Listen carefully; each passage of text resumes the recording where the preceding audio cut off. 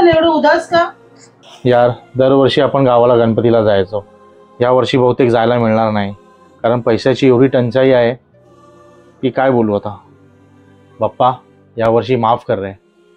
पण mummy papa Yagnesh सगळीजण किती उत्सुक आहेत आणि नातेवाईक पण तिकडे आपली वाट बघत असतील.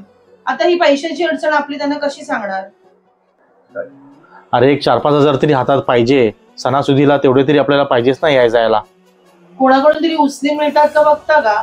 आपण देऊ थोडे थोडे करून त्यांना. अगं पण तुला काय वाटतं, मी कोणाला विचारून बघितलं नसेल, पण सणासुदीची वेळ आहेत, कुणाकडेच नाही आहेत, सगळ्यांनी हात वर केलेत यावेळी, कारण सगळ्यांना आपापल्या घरची गरज आहे. कसं करणार मग यावर्षी?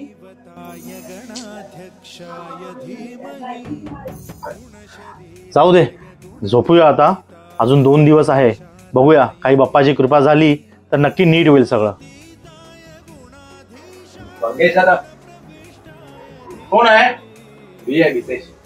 अरे ये. अरे दादा, तुझी ती ऍक्टिवा दिली होतीस ना माझ्याकडे सेल करायला.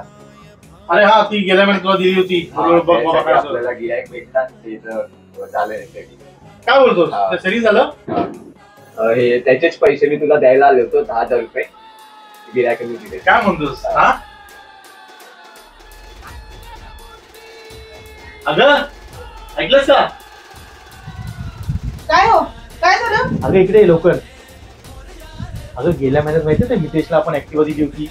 हा ती विकायला? हो, तर आज त्याला गिरायक लागलं. काय बोलता? आणि हितेशने येऊन आपल्याला 10,000 रुपये दिले.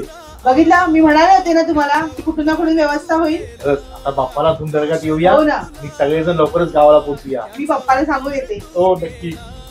चला मिळून सारे बोला बाप्पा मोरया.